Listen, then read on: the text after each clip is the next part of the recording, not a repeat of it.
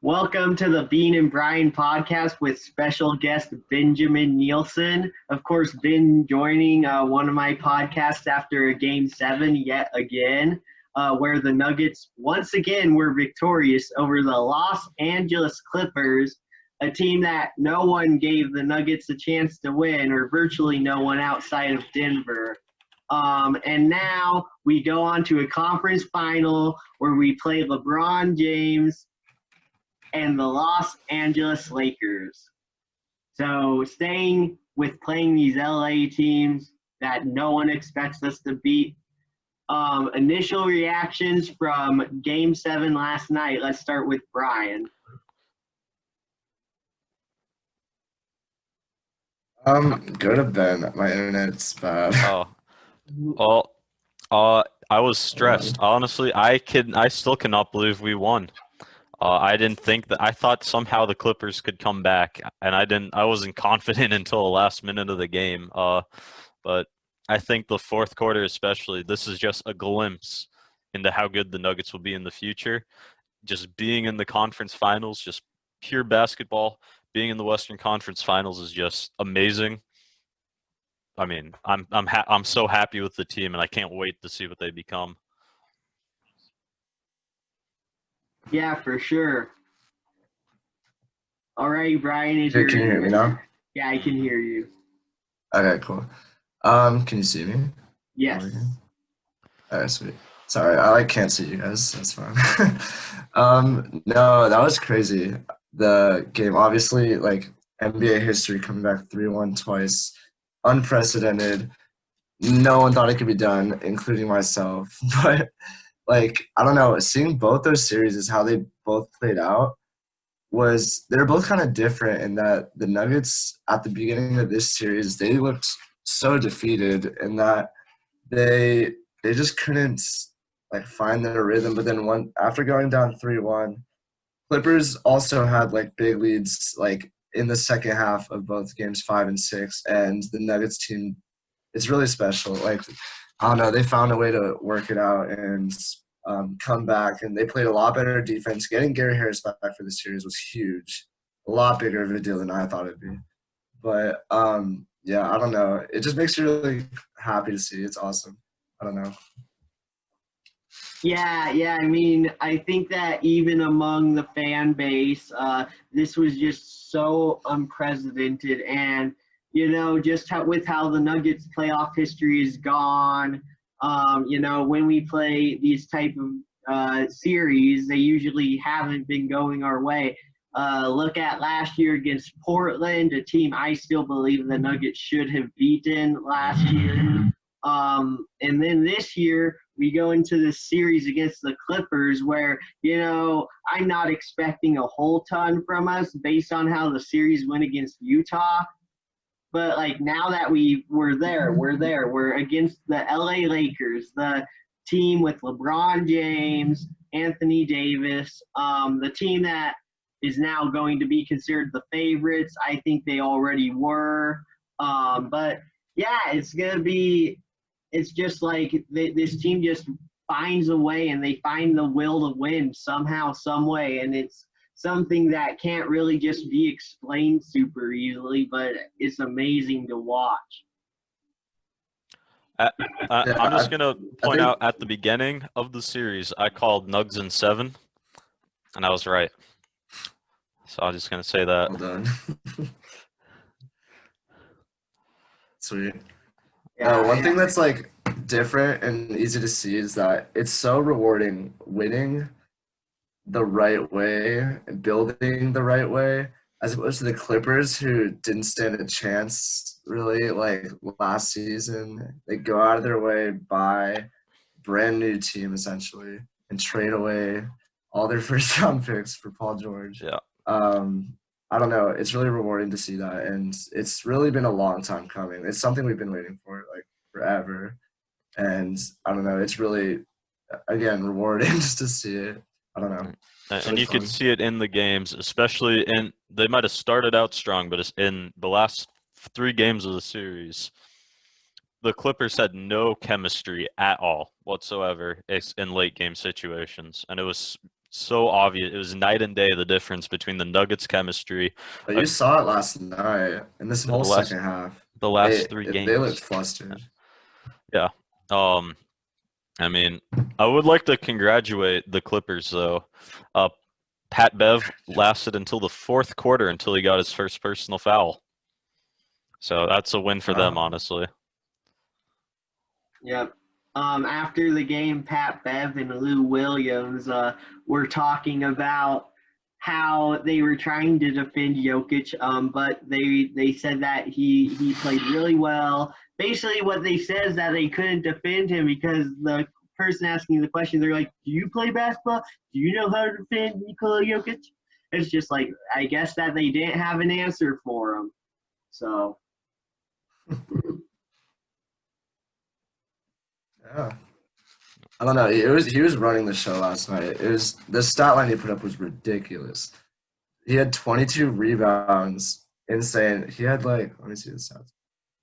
He wasn't even Oh that yeah, big on offense either. Like he only had what, like 6 shots in the first half? Scoring wise, no, yeah, he had he had like 8 shots total. Can't see right now. Yeah, his first he was half, 6 for 14. Yeah, he only took 14 shots, and as our main scoring option, that's a small number, but he still was able to put up 16 points. He had the 22 rebounds, and then I don't know, that was insane. Yeah. Yeah, and then just kind of going off that, I think the reason why he may have had less shots in the first half, Jamal Murray had 25 first half points, which was honestly the reason we were still in the game at halftime. Second quarters haven't been kind to the Nuggets this whole series. But yeah, it's just a matter of them being able to somehow get it together in the second half and go on these huge runs. Like game 6, we're down 19 points. And I thought we were dead in the water, and we did it again. It's like 30 minutes in real time later, we go from being 19 down to being 13 up. And it's just like mind-blowing to see how that can happen. What's your biggest concern about the team going into the conference finals? I think mine is got to be the turnovers. I mean, we had 21 turnovers, I think, last night, and that is a lot, especially compared to the Clippers, but they're just not able to capitalize off them whatsoever. And I think that has to do a lot with our transition defense, but the Lakers, they will capitalize off turnovers. LeBron is ruthless for them. He will make us pay if we turn the ball over. So I really think our biggest issue going into this series against the Lakers has got to be less turnovers, less stupid plays. Make sure ball security is key. Yeah, I think the Lakers are more fundamentally sound than the Clippers, if I'm being completely honest. I mean, LeBron kind of, I think he had a comment about load management, and it seems like the Lakers probably did a bit less of that than the Clippers did this season. And so I think that because of that, we're just going to be playing a team where we have to just eliminate. We probably have to shave 5 to 7 of those turnovers off if we're going to beat the Lakers. So. Yeah, another thing I'm kind of worried about is just matchup situation. Zubats is a totally different matchup for Jokic than Anthony Davis will be. So that's going to be something different. That's something we haven't really seen too much of. So how that goes, we'll see. I have a feeling that it's not going to start out well for the Nuggets, but they can find a rhythm and find a way to get past that because Jokic is putting the work on Montrezl Harrell the entire series. Montrezl Harrell was I think I saw the stat. When he was guarding Jokic, he was minus 31. And that was just in games 5 and 6. That's a 2-game sample size.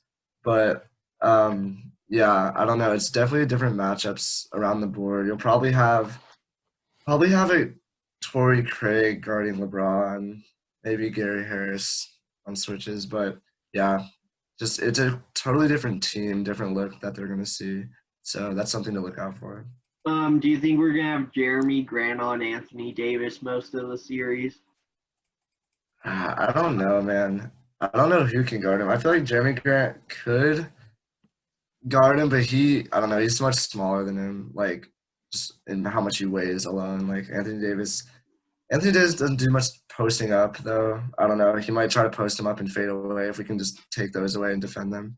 I don't know. That's something that we can only see by experimenting. Yeah. Yeah, I don't know. It's just like I think we'll have to get a feel for this series. But yeah, I don't know. It's just another time where it's just gonna be hard for me personally to see the Nuggets beating the Lakers. Just because of LeBron, and yeah. So I don't have very high hopes. Yeah, I mean LeBron always goes off against us. So yeah. But honestly, this team being as young as it is, it's like one of the top 10 youngest playoff teams of all time, I think, starting wise, and just this young with so much playoff experience already. I think that was the biggest factor last year in especially in going to game 7 against the Spurs and then eventually losing to the Blazers. And now that we have four playoff series worth of experience, this team is going to be so dangerous in the future. 4 7-game playoff series. Yeah. You saw that game 7 experience come out last night. Oh yeah. They were able to do. And I think another thing that's really obvious to me is the Nuggets have patched up what hurt them the most last year in the playoffs. Or not last year in the playoffs. When Rodney Hood, Jacob Podol, those guys all went off against us. And you can see that there really are just one random player that goes off against us. We've really fixed up our defense, and we've managed to mostly shut down the team's leading scorers. I mean, this has been such an impressive defensive series. Yeah, I mean, this series has been telling. Go ahead, man. I also think that has to do with Gary Harris returning to the lineup. I mean, early on in the Utah series, Jordan Clarkson was kind of that guy, like Podol or Rodney Hood. But we ended up being able to shut him down somewhat those last few games of the Utah series. And then the Clippers didn't really have that. Like, I expected Lou Williams for them to have a way better series than he did. And yeah, I mean, you get playoff Paul George, who just puts up clunkers for all his shots, and that helps. So. My favorite shot seeing from him was my favorite shot seeing from him was like the ice on the cake for the Nuggets. Like, that's when I knew they were going to win, when he took the like uncontested like corner 3 and it hit off the side of the backboard. And I was like, and then it was the next possession where Jamal, he was literally falling over, and he hit nothing but net. That's when I thought it was over. And then they came back down. Jokic intercepted the Kawhi pass like that, and then Jeremy Grant capped it off at the top. That was such a sick series. I was so hyped. Yeah, just moments like that. Like, you can't help but just start to get energized and all hyped up, and that was something else when Jamal hits that 3 over Kawhi, and you basically just take the ball from him and score on the other end. That was awesome. That was insane. That whole sequence was awesome. That was so fun. Yeah, so just as far as like the national media, a lot of the talk this morning has been about the Clippers choke job. What do you guys think about their respect level for the Nuggets after this series? I mean, it definitely went up. That's plain to see. I mean, a lot of people are going to discount the bubble performance, but the way I look at it, it is pure basketball. There are hopefully no outside distractions. People can't even detract from the Nuggets saying the altitude had a factor. I mean, some shit. Honestly, like that, if we had the home games, I don't think the series would have gone to 7 games. I think the Nuggets would have controlled the series even more. I don't know. It's hard to say that because you're also playing in Staples Center. Yeah, so I think it would have been it would have been a really interesting series. But with pure basketball, the Clippers came out for who they are, and the Nuggets showed who they are. Yeah. Yeah. Yeah, I mean, one of my main concerns just in general about the series was that we let game 3 really slip away, in my opinion. Hmm. Um, so I was hoping that wouldn't come back to haunt us, and luckily it didn't. But like, besides like game 1 against the Clippers, where we get blown out 2 nights after we beat the Jazz in that game 7, we Hmm. ended up winning game 2. We lost game 3, a game where we had the lead. It just felt like that was a game we should have won. Looking back on it, game 4 just didn't really go our way. We weren't shooting well. But yeah, these last 3 games, just something clicked, and I don't even know. It's like just this was so unexpected to me, and I don't know. Like if we beat the Lakers, I'm sure I'm gonna have a similar feeling because like it's just like can we keep it up because we are really turning into the Yeah. cartoon kids where we get down by like double digits and then somehow we just like go into God mode and turn it on and That's the thing, though. We can't rely on going into God mode after going down by 15. Like we against a LeBron James led team, we can't expect to come back every time we're down by double digits. Like I don't know. That's one thing that was insane about games 5 and 6. We were down by half at like double digits every time, and sometimes late into the third. And then we would come back. We'd find where their flaws were, and we were able to capitalize, which isn't always going to happen. We've seen the Nuggets team like make that mistake and miscapitalizing on open mistakes like that, like they did through games 2 and 3 in the Utah series. Like they just weren't able to like. I don't know. Yeah, I just don't think we can rely on that. So we're definitely going to need to step it up and just be there for all 4 quarters. You can't afford to drop 1 or 2 quarters here and there, especially late in the game. So I don't know. I think that is the biggest key is just making sure of that. yeah. Yeah, what one thing I did criticize Michael Malone for in the seeding games was we had 2 seeding games against the Lakers and the Clippers where we rested our starters basically in the fourth quarter, trying to go for the 2 seed basically. Um, and I don't know, it still seems like these guys are able to stay fresh, and maybe that helped. But like the Clippers made a habit out of load managing all season. You know, they have guys asking to be taken out of the game in the fourth quarter of game 7. Like they're a team that's gonna have to look at how they do things.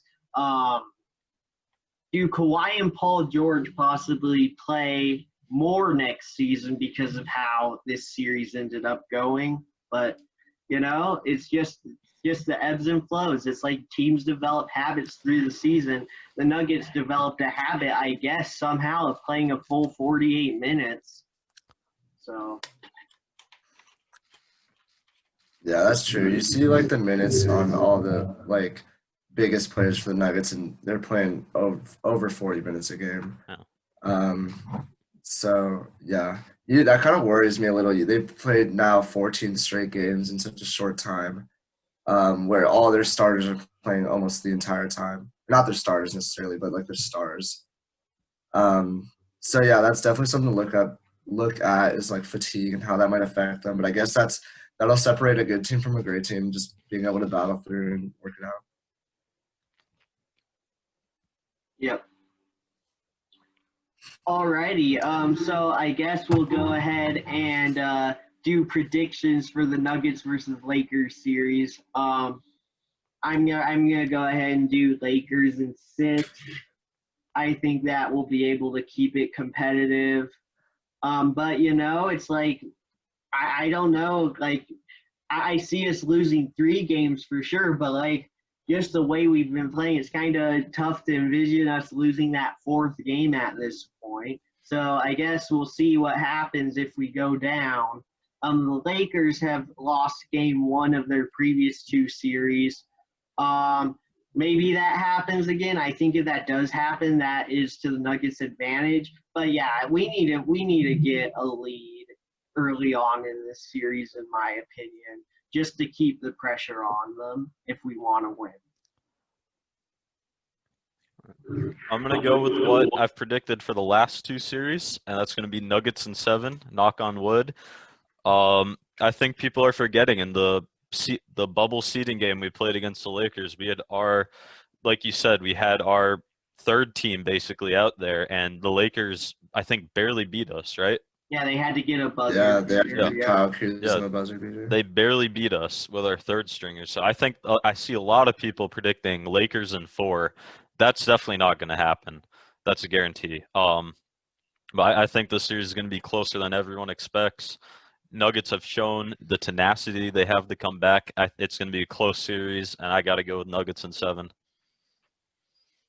I'll second that. Nuggets in 7. just for fun. Yes, sir. No, it's definitely going to be a hard series. Again, a lot of people, like for obvious reasons, counting the Nuggets out the same way they did with the Clippers series. Not a single analyst or whatever had the Nuggets winning, let alone letting them beat in Game 7. So I do think that's going to happen, like as you expect a big market team facing a small market team to be. But we've seen it. They've come out and they've proven a lot more than what we even knew was possible with them. So I think anything is possible right now. So it's for the hell of it, Nuggets in 7. Yeah, I don't know. I feel like if we win this series, we're in a good position to beat Boston or Miami. Oh, of course. If we beat the Lakers, that'd be crazy. All right. All right. All right. Anything else you two would like to add today? Ooh, I go against Brian in fantasy this week. Oh, God. I think so. Just gonna put that out I there. have not set my lineup. I do. Both Brian and I I'll probably both had lose. rough. My team is very bad. My team is also terrible. We both had rough week 1s. Yeah. I scored like 70 points, which is just terrible. So that'll be another big game this weekend. Brian Ben. Stay tuned for that.